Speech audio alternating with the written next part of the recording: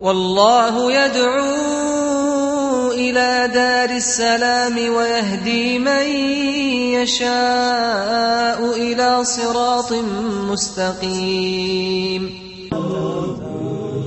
بسم الله الرحمن الرحيم. الحمد لله حمدا كثيرا طيبا مباركا كما ينبغي لوجه ربنا وعظيم سلطانه، وأصلي وأسلم على أشرف المرسلين نبينا محمد وعلى آله وصحبه ومن اهتدى بهداه إلى يوم الدين. My brothers and sisters, I would like to greet you with the Islamic greeting, the greeting of the people of paradise. Assalamu alaikum wa rahmatullahi wa barakatuh. I also pray in Allah's name and His noble attributes as He gathered us here in this noble occasion. May Allah gather us in paradise with the Prophet's messenger, the righteous. Ameen. I really do not try intentionally to take some time, because actually we all came here to listen to Sheikh Yusuf Estes. May Allah reward him. For I would say he is actually the one we supposed to listen to tonight. But I would like to seize the chance also to give some words to my, I would say, sons and daughters, who actually, they are the real guests tonight, also with their parents and their mothers. I would like to just give some words to my son and daughters that we as Muslims have to really to be aware about our religion. Nobody can save you in the Day of Judgment, neither your father, your mother, or the closest friend or the closest relative. So this is where we are now. We are living in this life. It is a good chance for you to learn and to know your religion. Because we are living nowadays about a problem taking place in some Western country concerning our Prophet Muhammad sallallahu alaihi wasallam. As you're all aware, what happened in Holland, what happened in Denmark, what happened before in Sweden. So they said, if you don't, anybody who doesn't know you may ignore you. If he doesn't know you, he may ignore you.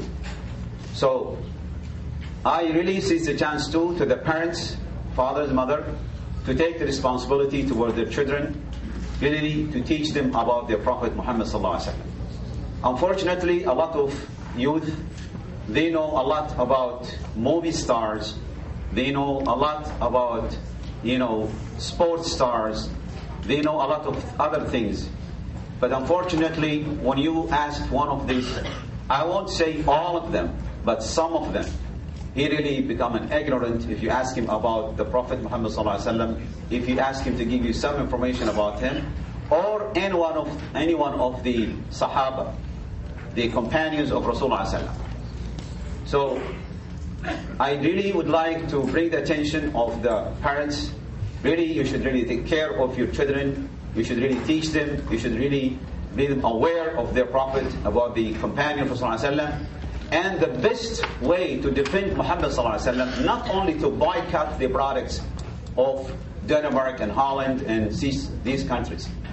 The best really way to defend our Prophet sallallahu alaihi wasallam is to follow his sunnah. If you really love Rasulullah sallallahu alaihi wasallam, we should follow his sunnah all our life, not occasionally, like what happened last month ago. People who celebrate the birthday of Rasulullah sallallahu alaihi wasallam. If we really love him, we don't only celebrate Rasulullah sallallahu alaihi wasallam, the love of Rasulullah sallallahu alaihi wasallam just for certain occasion. If we really love him, we should follow his steps in salat. We should follow his steps in hajj. We should follow his steps in umrah. We should follow his steps in fasting. We should follow his steps treating the people. We should follow his steps in treating his neighbors. We should follow his steps in all his life. This is really if you love Muhammad sallallahu alaihi wasallam. Not just writing some papers in your, one screen on your car, on your home. No, not everybody except Rasulullah sallallahu alaihi wasallam. This is not enough. Many people have written these words in their cars, in their homes. They say anybody that we insult everybody except Rasulullah sallallahu alaihi wasallam. No, this is not good. We're not supposed to insult anybody, even in Islam.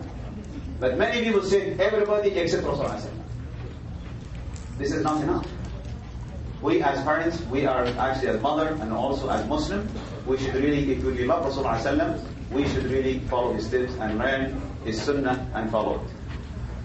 My brother and sister, now I would like really to introduce our guest, our honorable guest, Sheikh Yusuf Estes.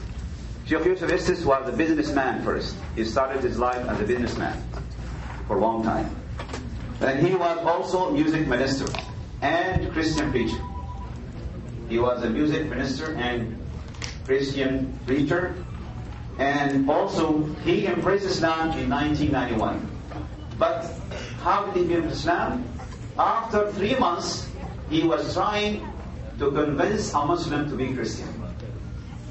He tried for 3 months to convince a Muslim to be Christian, but Allah subhanahu wa ta'ala, well, he really made Allah subhanahu wa ta'ala open his chest and his heart to Islam, and he became a Muslim since 1991. And from that time, he was actually doing da'wah, not only in America, in all over the world. I had the honor to be with him in India about a month ago, in Bombay, and also in many places. Also, he came to Saudi Arabia many times. He had participated in many channels, like Huda channels, like Peace TV channel, like Saudi channel, also in many channels. Brothers and sisters, I welcome Sheikh Yusuf. Jazakum Allah khair.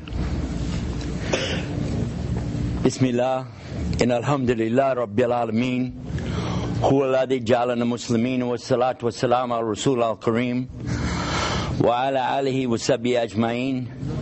Ashhadu an la ilaha illallah, la sharika lah, wa ashhadu anna Muhammadan abduhu wa rasul. Wassalamu alaikum wa rahmatullahi wa barakatuh.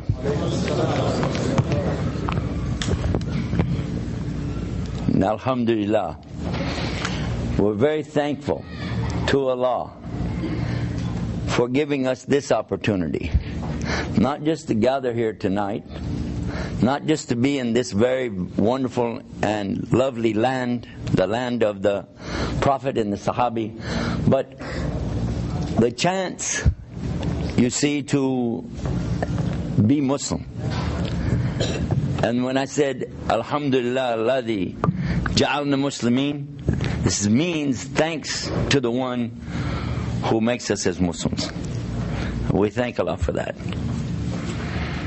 As we know from the Quran of Allah subhanahu wa ta'ala, that you do not guide the one you love, but rather it is Allah who guides whomever He wills to His straight path. These are words that we hear a lot, but they're also fact, because our subject, the subject of the Muslim youth in today's society, depends heavily, not totally, completely, on the will of Allah subhanahu wa ta'ala. We want all of our children to do well. Parents, since time immemorial, have always been concerned that I need my children to have more than I had. I know when I grew up in the 1940s that the parents then said, we want our children to have the things we never had. We want our children to have the things that we were deprived of in our youth. My parents had suffered through something called the Great Depression in the United States. There was the fall of the stock market and the banks. There was the great drought that went across the United States in those days. It was very difficult. And they had suffered through that. And so they said, we want our children to have more than we had. So this becomes like the big effort, the challenge, for the parents to say, I got to give something for my children more than I had. If I had a bicycle, then they need a motorcycle. If I have a motorcycle, they need a car. If I have a car, they need a bigger car. If I have a house, they need a bigger house. And this just because I want good for my children. And there's nothing wrong with wanting good for your children. There's nothing wrong with that. But how do you find good? And this is, now you see the problem. Because if you think good is just material wealth, well, this is a problem. I remember when I was a teenager, I ran across a book that I thought was probably the most enlightened book that I'd ever read. Of course, I'd never read the Quran. But in this book, the person who was writing it was talking about the things of this world and how all of them are just temporary. He mentioned that someone could get an automobile and be so excited about a new car. We would be very excited. Somebody give you a brand new car. Here's the keys. Oh, mashallah. Huh? And how would it be today when you have that new car? One of the things, though, as soon as you have it, you're going to be watching. Don't park your car close to my car, please. Okay. When you open the door of your car, careful. Don't hit my car. And when I pull into the parking lot, I want to park it sideways so you can't pull up close to me and open the door into it. Yeah? Or maybe I'll park way out, away, and walk all the way up to the place I want to go, just so no cars are by my car.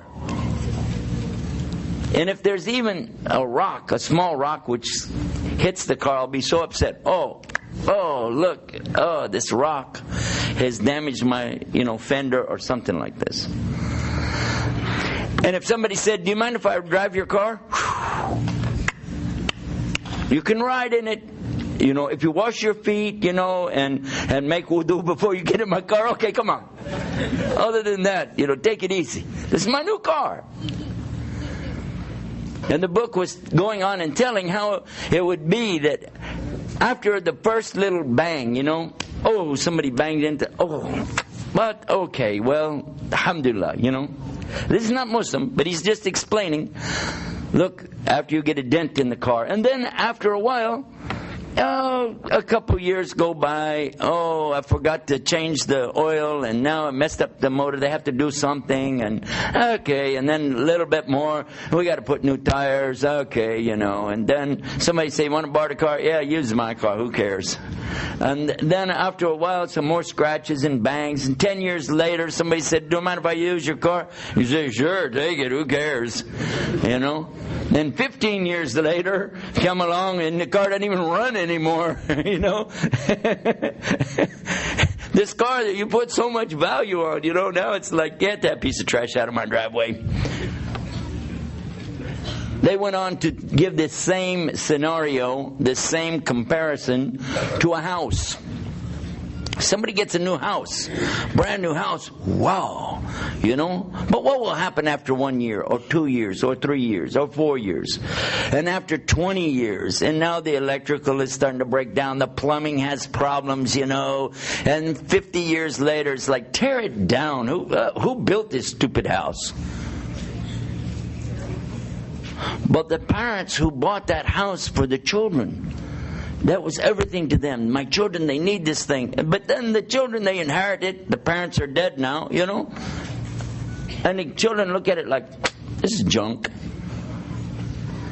And is this true? Does this happen? The other comparison they had was a human being. That a young man, he sees a beautiful girl, he thinks, whoa, wow.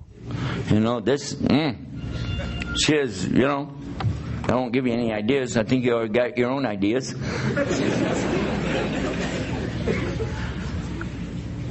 It's like one of our brothers, the first time he came to the United States. He grew up here. He grew up here in the kingdom, in Abdullah. And he came over to the United States.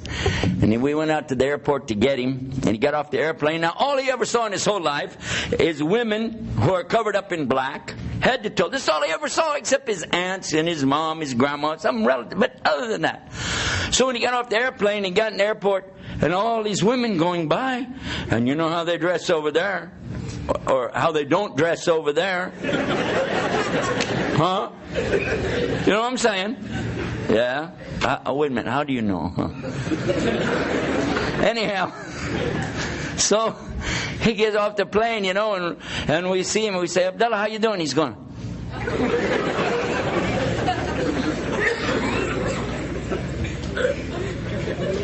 we say, Abdullah, what are you doing?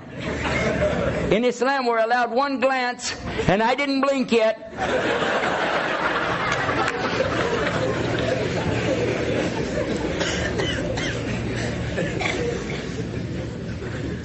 But what happens later? After a while, this lady, this girl becomes a lady, and 10 more years go by, and when people get older, they'll gain some weight, or they start getting some wrinkles, and then another 10 years go by, they start getting gray hair. I call it silver, it's worth more.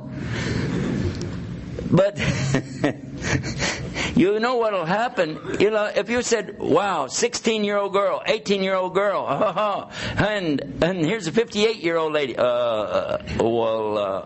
What's the matter with you?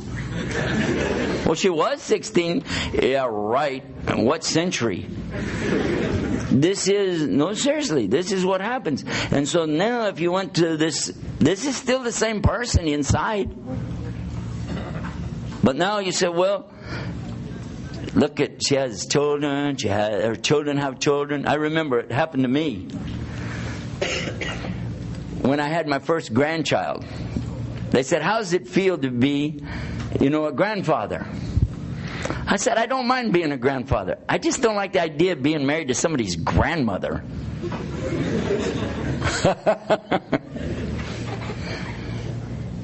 You see, it's really, in this life, everything will change.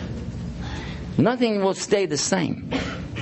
The things that you put such a high value on today, and you really believe it's the most important thing there is, what about tomorrow? What about next year? What about 10 years? When Game Boy first came out, wow. Xbox when it came out, oh. Pokemon when it came out, it was like everything. There was nothing but Pokemon. Now people go, what's that? So every generation has its things, but they always change. And what's so valuable today, today's treasure is tomorrow's trash. And that's the dunya. I've given you some examples from the reality of what we look at today, but did you know that the Prophet Muhammad sallallahu alaihi wasallam told us exactly the same thing? The same thing. He talked to us about something in Arabic. It's called ad-dunya. Ad-dunya sijnul mu'min wa jannatul kafir. He said that this material world that we live in every day is nothing but a prison to a true believer. But it is the only paradise for a disbeliever. This that we live in, and stop and think about it. I just described this as trash, didn't I? This life we live in will turn into trash. And this is the closest that a non-believer will ever get to paradise. This is all they're going to get, because it only gets worse after this. For the believer, it only gets better. Because we go to a place where the things don't decay, they don't fall apart, they don't become ugly and old. And in fact, that grandmother becomes a beautiful young girl again.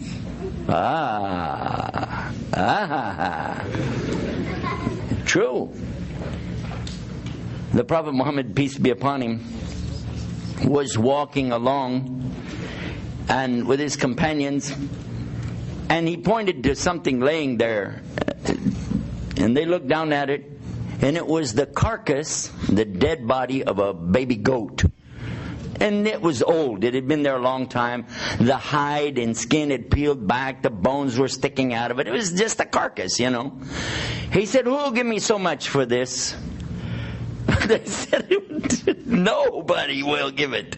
He cut the price in half. Who will give me such and such for this? They said, it's nothing. He said, what about a lower price? They said, we would give nothing. This is nothing. He said, your estimation of this dead goat is still higher than Allah's estimation of the whole entire dunya and whatever it has. That Allah subhanahu wa ta'ala has less attachment to this dunya, this universe that we live in, than you do for a dead goat. Do you follow that? Do you see what it's saying? Because when I was a Christian, the teaching was the opposite. They said the opposite. One of the most famous statements that comes with Christianity's preachers is always, for God so loved the world. Islam teaches God doesn't love the world. Does He? Allah loved the dunya? A'udhu billah. Hubba dunya. Well, this is actually an expression that we know in Islam, that hubba dunya is the problem. This is a big problem for who falls in love with this universe. Why? Because this is temporary. This whole universe was built by Allah subhanahu wa ta'ala for temporary use only, to be destroyed later. It's not going to be eternal. This is not the eternal life. Is it? Of course not. And who wants to just stay here and live and live and live? And when they're about to die, just give me 10 more years, give me 5 more years, another day, give me another minute. Yeah, why? What do you have here that's so important if you have a chance to be with Allah subhanahu wa ta'ala? So, it's the opposite. It's the exact opposite. Now let us look to the subject for tonight and see if you can understand the point that I'm trying to make to you. I'm talking to the parents. If you really want something better for your children, if you want a better way for them, a better life for them, you want them to have what you didn't have, consider what Allah says in the Quran in Surah Baqarah. In Surah Baqarah, the 2nd chapter of the Quran, Allah clearly spells it out for you. Whoever asks Allah for the good of this life, then He will give him that and nothing more.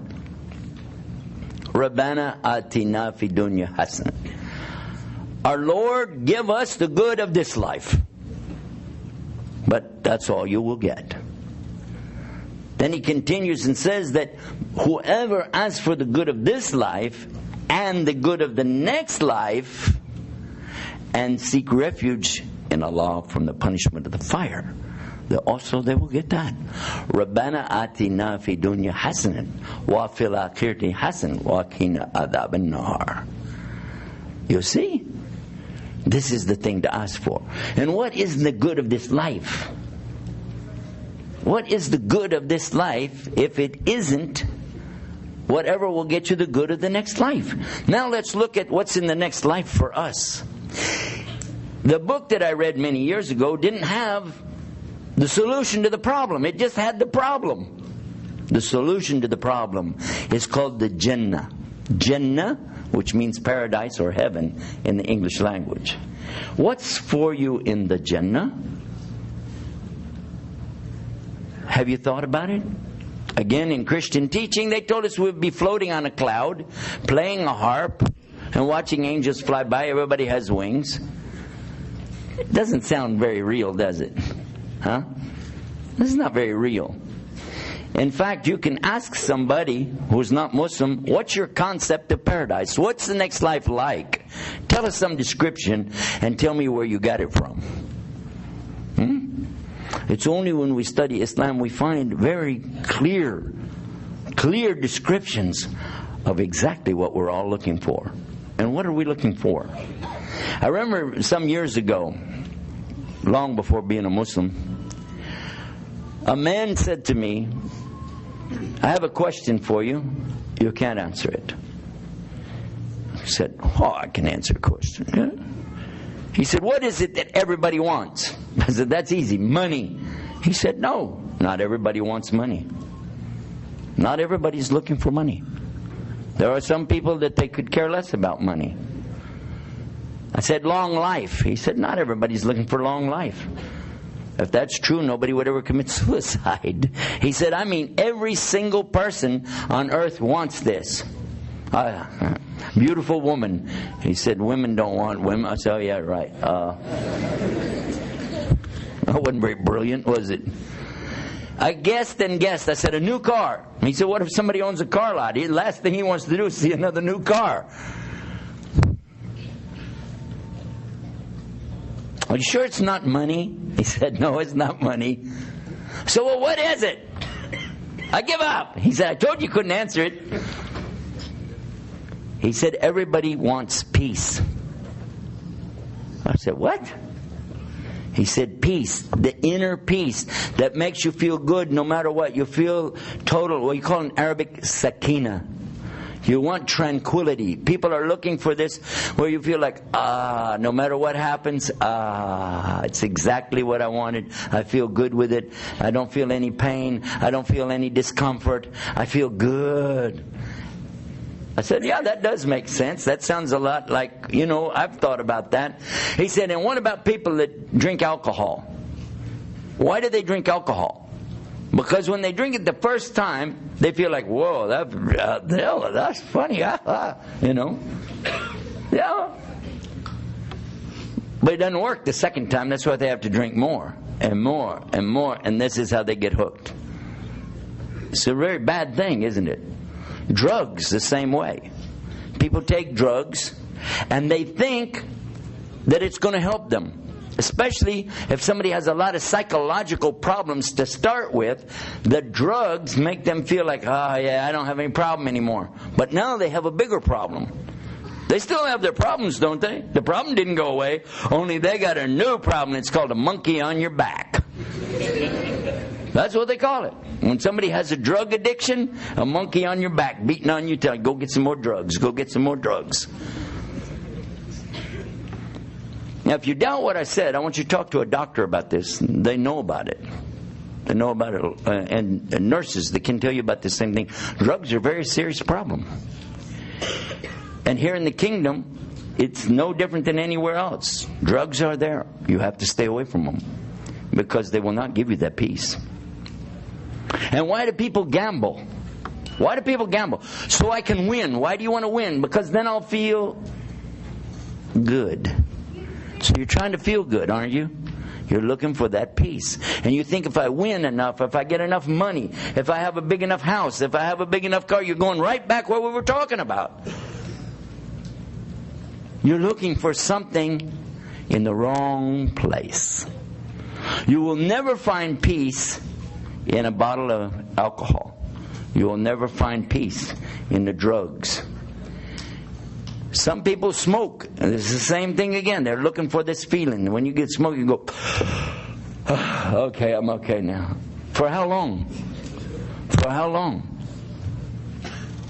Now, by the way, I'm not going to talk about coffee drinkers because I don't consider that a big problem.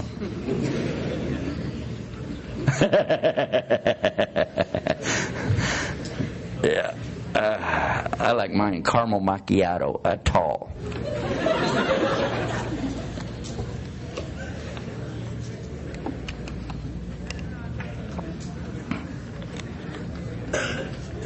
What's important to understand is that our children are watching us all the time, and they see what we do, and they're going to take from what we do more so than what we provide for them.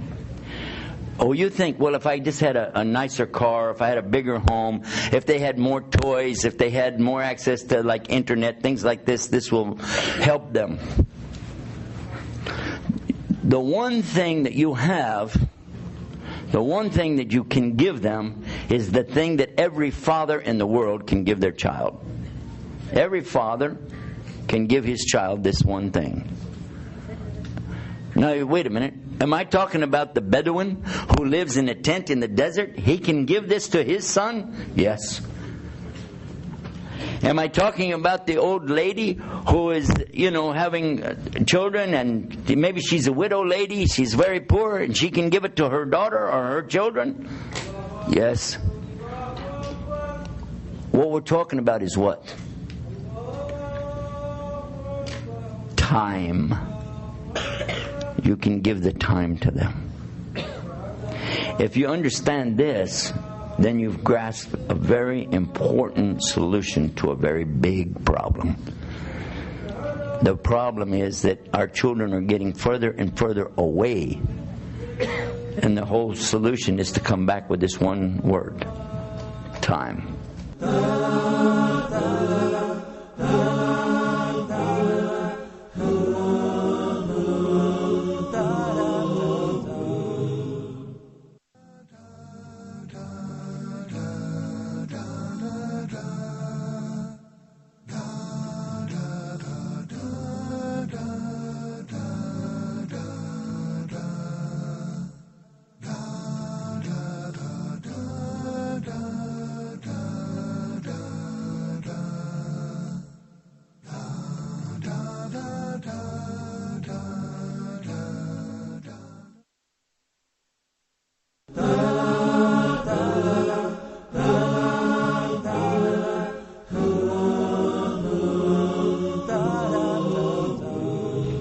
So what is it that every single parent, every parent on the planet can offer to their children? There's no limit on it. There really isn't any, well, I give you too much of it today, I have to pull back. No, it's time.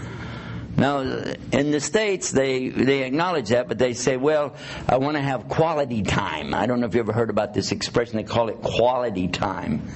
And there is something to that, because it means not to just be sitting there watching television and your child is in the same room. Well, I'm with my child. Well, you're not. You're with the TV set. If you're sitting at the internet, guilty, by the way, you're sitting there with the internet working on this, you're not really with your family. When I land and go home, I'll be home maybe 48 hours straight. I don't even go out of the house. I don't. I walk in, I don't walk out till I go to the next airport. But you can't really say I'm with my family for 48 hours. In fact, the last time I was home, I never laid down the whole time I was there. I just stayed working on the internet and got the next plane, went out, and slept in the airplane. So can I tell Allah, oh, I was with my family? No, I wasn't. And I know that. What I'm trying to get across now is that the value of the time. And I'm going to ask you a question now. Do you know what it's like in the States? I don't know if you have it over here. In the States, United States, Canada, places like this, people usually have two jobs. You have one job, it's your regular job. That's so you can make your base payments and everything that you have. Then you have to have another job so you can pay the interest on the payments that you're paying for the things that you have. And in many cases, the wife also has to work to pay the interest on the interest of the money that you borrowed to get something else. So pretty soon you got you and your wife are working 2 or 3 or 4 jobs just so you can keep paying interest, so they won't repossess everything you've got that's making your life so wonderful. You follow that? So I was in the masjid one time, and I asked the brothers there, and they had their children. It was a program like this. It was specifically for the youth. I asked them, bring your children. So they had their sons with them. I said, excuse me, how much will you sell me this boy for right here? How about this boy right here? How much is this one? Or this boy right over here? How much is this boy back over here? What are you talking about? We have non-Muslims with us. They're saying, uh-oh, this is something to do with that Muslim slavery stuff, isn't it? Uh-huh. Yeah, that's how they do it. No, I was actually just trying to shake them up. I said, seriously, how much, if you said, this is your son, you like your son, okay, how much you sell him for? And what's he worth to you? He said, I wouldn't take, this is my son. I said, okay, $10,000. $10,000 for my son? Okay, $1 million. Million? No way. 5 million, 10 million, $1 billion. Cash. This is my son. I said, you sold him for less than that. He said, what? I said, did you work at your job last weekend? Yeah. How you know I have a job on the weekend? I work for the CIA. Duh, everybody does. Oh, so where do you work? He said, well, on the weekends I work at home improvement place. I sell things and do. Okay, good. So, how much do you make? Well, I mean, it's okay. No, just tell me, how much per hour do you make? Well, you don't have to tell me. You just think of the number. If it's $25 an hour, $50 an hour, how much you took is how much you sold your son for. Because while you were there, Shaitan was home with your son. Wherever your child is, with no supervision, your wife is out, it's something that she does, you're over here. So you left the child at home with a TV set. Or you left him at home with some other kids to do whatever they want to do to get in trouble. So that's how much you sold your child for. That's what you thought your child is worth. And you want to know something funny? I never had said this before. I just said it then. I didn't know what was going to happen next. The children looked at their father like this. So, that's what you think of me. Ask your children what's more important to them, a new toy or getting to be with their dad. Ask them. What would be more fun? Your dad take you fishing? Dad take you for, go out in the countryside somewhere and talk to you, be your buddy, be a pal to you, so that you feel good. That's my dad with me. My dad loves me. I don't care about anything else. My dad's taking care of me. Or you're all alone. You're standing on a street corner, other people going by. Look, never mind about what kind of car they got. At least he's with his dad. It makes a difference. And if you don't stop long enough to catch that one, it doesn't matter what I say, it's not going to help. You have to give the time. Now, did Prophet Muhammad ﷺ tell us that your family has rights? What do you think he meant? What did he mean by that? They have rights. Your children have rights? It's not the right to have a big house, a fancy car, or even the blessed education that everybody thinks their child has to be a PhD in something, or a doctor. No, it's that we can be with them, spend time with them, and they can pick from us the way to live in this life. Now that's general. That's every human being. How about a Muslim? Don't you have something valuable that you need to pass on to your children? I'm not talking about that gold ring, or, I'm not talking about a diamond. I'm not talking about the big house. I'm talking about something more valuable, more precious, is the deen of Islam. To pass on this deen. Who will teach them this deen? There's nobody better to teach them the deen than their father. If they see you making wudu, that's more than all the books in the world. If they see you making ruku', this is more than all the videotapes about how to do salah. If they're with you, fasting and praying, going to Mecca, doing Umrah, doing, the things that Muslims are supposed to do, that's the best thing you can pass on to your child. Look at the advice that Allah is talking about in the Quran in chapter 31, Surah Luqman. Luqman is talking to his son. And what is he telling his son? He's telling him the importance of obeying your parents. Now we're talking about the children. Obey your parents in anything and everything, unless they want you to worship other than Allah. Because worshiping other than Allah, shirk, is the one thing Allah does not forgive. How important is it for us to give respect to our parents? Now, every one of us here, I think, would like to have good children. You're an adult and you have children, you want your children to be good, yes? But the children, you youngsters, you guys listening to me right now, wouldn't you like to have good children when you grow up? Nice children. They'll take care of you. You get old, they're waiting on you, taking care of you, bringing you things. Islam tells you how to begin to have good children before you get married.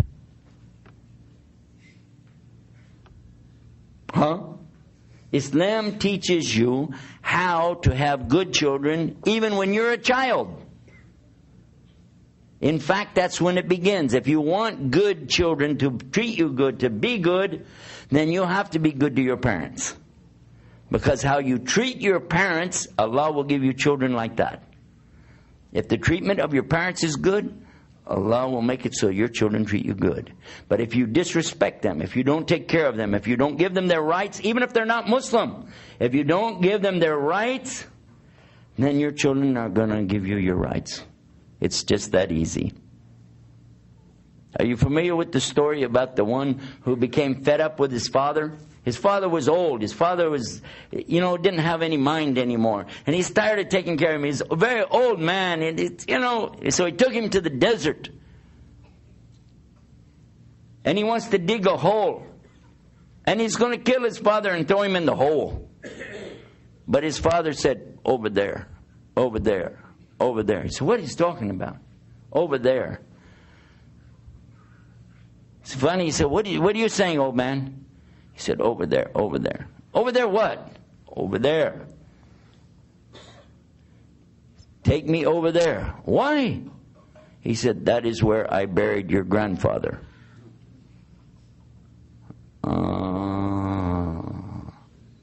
Think about it. It's just a story, but it's a scary one.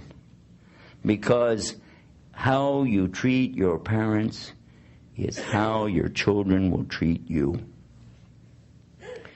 There are a number of considerations in helping our youth today. But one of the most important ones of all is our time, to spend our time with them, to help them to understand the deen of Islam. And then show them by example, by taking care of your parents, so they can see how to take care of you. It's not that complicated, is it? They'll ask you many questions. After the program is over and they start QA, one of the key things they'll say, well, what do we do about dating? About boyfriend, girlfriend? Why do the children feel like they have to have a boyfriend or girlfriend anyway? Where did that come from? Again, it goes back to looking for that peace inside. I think if I have this girlfriend, I'm going to feel good inside. But actually you're not. You're going to feel upset all the time. You're going to be worrying, what's she doing? And maybe somebody else is talking to her. And you know, this is not going to be peace. Even if you get married, it doesn't solve everything. It doesn't. The real inner peace, the solution to the whole thing, only comes from one place. And I'm going to end by telling you this. When I got to Islam, I found the answer to the problem that my friend asked me many years before. I also found the solution to the story I read in the book. It all came together with one word in the Arabic language. The word is Islam. The word is Islam. And if you said, what? How's that work? It's a religion. No, it's not. It's much more. Islam is the noun, the name, but it comes from the verb aslama. And aslama comes from silm or sin lam mim. The very root. This is the etymology of the word. Because if you understand aslama, it has 5 important ingredients. Otherwise, it's not aslama. It has to have all 5. Surrender, submission, obedience, sincerity, and peace. And all of them are in there. All of those words are in there in the Arabic language. The first one is surrender, to give up to Allah. Give everything to Allah. No matter what it is, I give it up. Whatever you want for you, you give it up. I don't care what it is anymore. Up to Allah. Second is to submit to what Allah wants. Allah wants you to eat this or don't eat this. Drink this or don't drink this. Pray like this, don't do like this. Worship Allah this way, but not that way. All of these things, you submit to it. And then you obey the commandments of Allah. You obey to the best of your ability. And then this one, you have sincerity. This is the one that means that I will do this, all these 3 here, even if nobody's watching. I'm not doing it because people are watching me. I'm doing it for Allah from my heart. I want to do it for Allah subhanahu wa ta'ala. Allah says, La ikraha fi din. He doesn't force you to do it, but if you do it 100%, not 99%. And then finally the salam, the peace. But the peace will not come until you have the other 4. Because this peace right here is not just like salam alaikum. No. It's not just that kind of salam. This kind of peace is also the sakina, the inner peace that comes because it's not about getting a new house. It's meaning that you will be at peace even if the house burns down. It's not about a new car because you will be at peace even if you lose the new car. If somebody steals it, you'll still be at peace.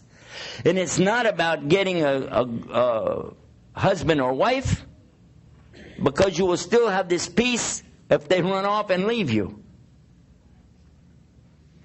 Because what kind of peace is this? This is the peace that Prophet ﷺ told us about. This is the condition Rasul ﷺ told us about. He said, Ajib, amazing is the condition of the believer. the mu'min, because only good happens to him. When the good things comes his way, he makes shukr to Allah subhanahu wa ta'ala. Thank you, Allah. Thank you. And when difficulty comes his way, he makes sabr. He's patient. And it's all good for him. But it's only going to be in the case of who? The believer. Do you understand that? We have another program that we always associate with the program I'm telling you about right now. This is for youth. There's another program called Why Do Bad Things Happen to Good People? Or The Beauty of Islam. You get a chance to watch this program on our internet websites. Be sure and check it out. It's a very important program.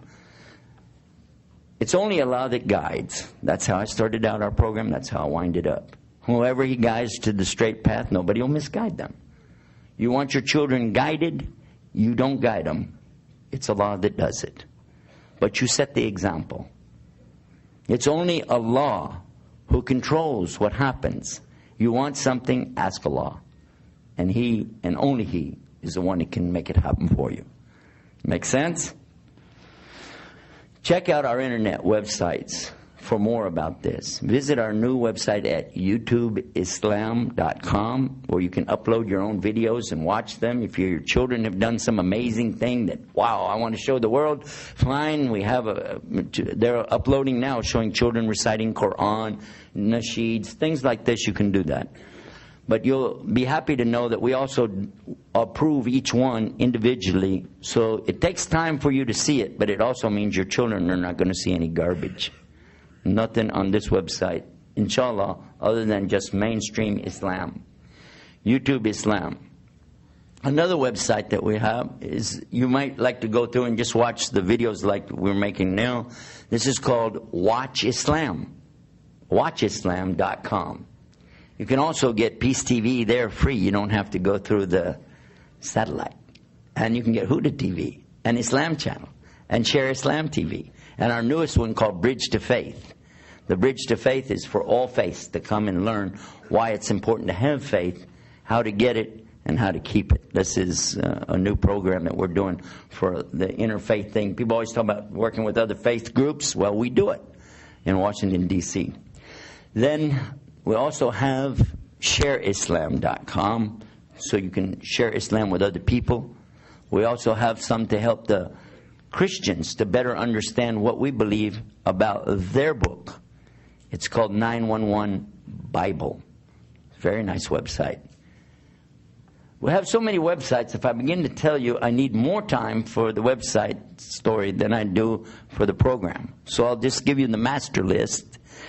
And you can go and index from there and find our newsroom, chat room, the audios, the videos, and places where you can give us the feedback. And it's all on one big site called Links to Islam.